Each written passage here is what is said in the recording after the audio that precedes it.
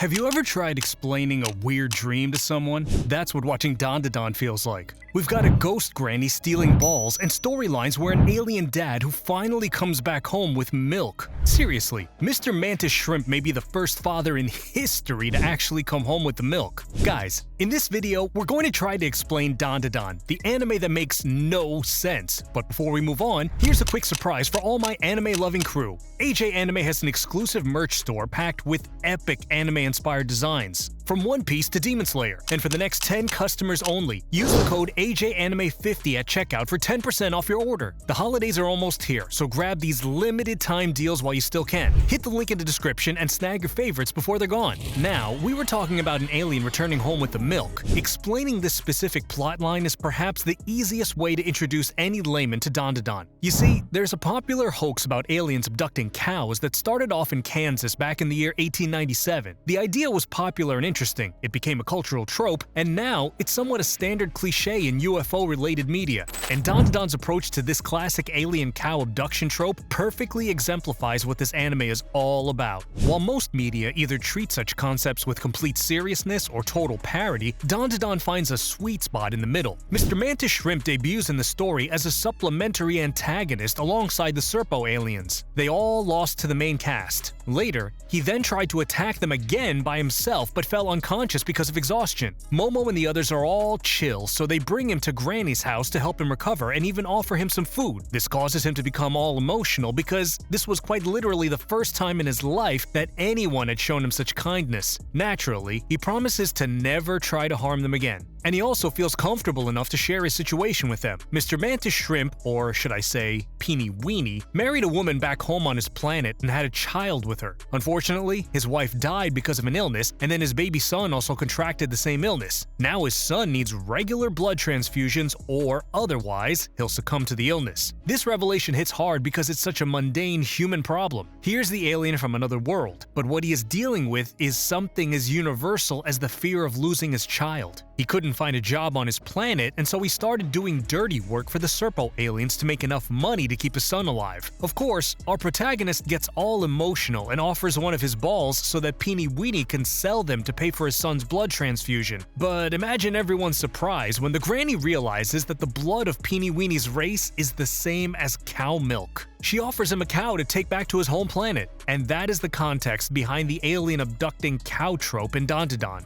Even though there's an alien, a UFO, and a cow going to space, the idea of a father working hard for a terminally ill child is so very human that it makes the whole bizarre and comical situation hit right in the feels. It's worth noting that this kind of storytelling is incredibly difficult to pull off. Most media would either lean too hard into the comedy or try to force dramatic moments, but Dandadan maintains its balance throughout.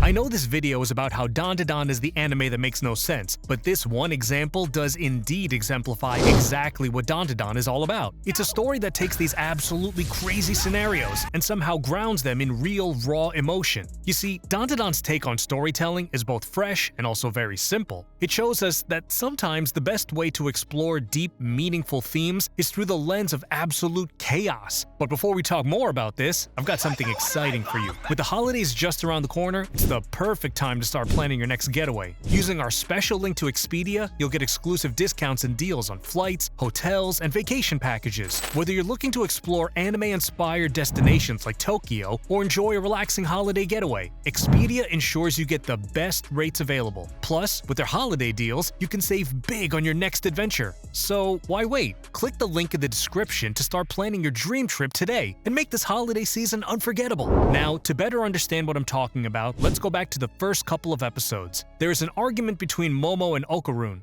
Momo believes ghosts are real, but aliens don't exist. Okarun believes that aliens are real, but ghosts don't exist. They make a bet, and it's decided that whoever is wrong will have to become the servant of whoever is right. As it turns out, both ghosts and aliens are real. There is a turbo granny who steals Okarun's balls, and there are Serpo aliens who try to take her reproductive organs using advanced alien technology. This is the kind of random, unpredictable chaos Dandadan starts off with, and it keeps introducing such chaos in each story arc. There is total randomness, but then you learn the reasoning behind the actions of those involved, be it a ghost, an alien, or a fellow human. We've already discussed the example of Peeny Weeny and how the only reason he was working for the Serpo aliens is because he needed money to pay for his son's blood transfusion. Well, now let's talk about why the Turbo Granny took Okaroon's balls. The answer lies in how the same granny who snatched Okaroon's balls later teleported through phone lines in order to protect Momo from getting assaulted by the aliens. To understand Granny's actions, we have to start with her lore. Turbo Granny is a ghost spirit from Japanese folklore that is said to reside in tunnels. In terms of her origin, it's said that Turbo Granny is based on the myth that during times when food was not enough, old women were abandoned deep in the mountains so that there was less people to feed. In the context of Dandadan, Turbo Granny's lore expands. It's revealed that while wandering around Japan, she would comfort the spirits of young girls who died horrible deaths. She eventually fused with an earthbound spirit within the tunnel and started cursing men who entered her territory by stealing their reproductive organs. In simpler words, Turbo Granny's actions may be extreme, but they still come from a place of protecting and avenging those girls who suffered horrible fates. And although it isn't explicitly stated, the idea itself is very clear. The death of those girls likely included sexual assault by men,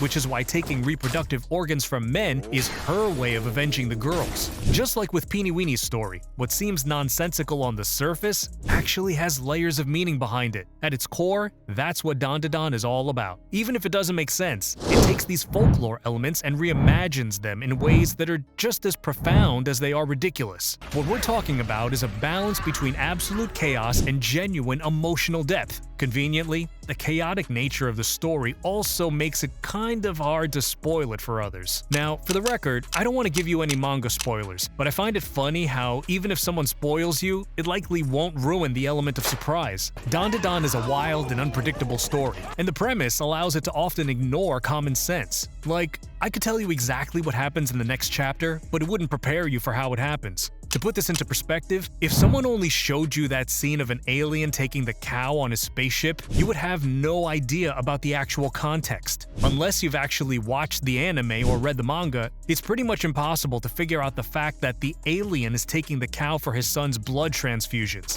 Dandadan excels in catching you off guard. This is also true for character writing. For example, the entire story arc between acrobatic Silky and Ira is peak, but the thing that actually catches people off guard is the underlying context that isn't given to us until the 7th episode. At first, everyone hated Ira, and for good reason. From what we could see, she was just someone getting in the way of Momo and Okaroon's relationship, nothing more. Plus, she spread those nasty rumors about our lovely Momo, and honestly, that was unforgivable. At that point in the story, Ira was just plain annoying at best and downright awful at worst. But the way episode 7 humanized both Ira and acrobatic Silky was so raw and emotional that you not only feel sorry for them both, but you also feel kind of guilty for calling Ira names. I remember someone saying that Dandadan is like regular show but in Japan, and that's pretty much spot on. Just as regular show might start with two friends working at a park and end with them fighting interdimensional monsters, Dandadan is pretty similar. The surreal comedy isn't as crazy though. I'd say the mangaka must be really confident in himself considering how he writes whatever the hell he wants and just makes it make sense. It's actually pretty common for mangaka to write themselves into a corner, but Dandadan doesn't seem to have that kind of problem. That's actually pretty amazing when you think about it, since everything in the story comes from conspiracies, folklore, or weird pop culture myths. Every character gets their time to shine, and you end up caring about all of them.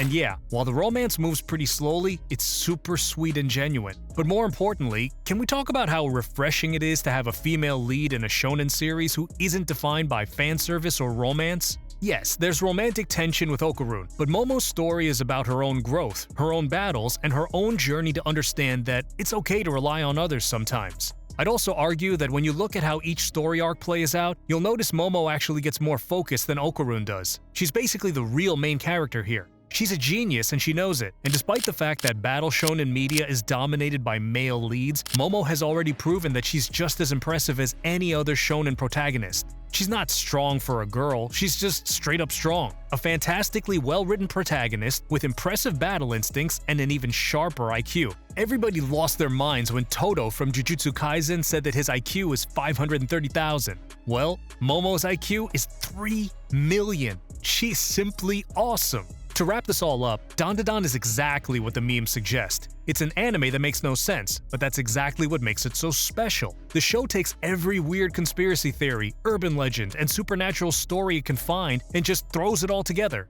And somehow, instead of being a total mess, it turns it into this weirdly perfect combination of ghost stories, alien invasions, and awkward high school crushes. One minute you're watching a typical slice of life scene, and the next thing you know, there's a ghost granny snatching balls and aliens invading Earth to take you-know-what. But in the end, every bizarre moment, every strange character twist, every seemingly random event, they all come together to tell these really human stories about love, friendship, family, struggle, and growing up.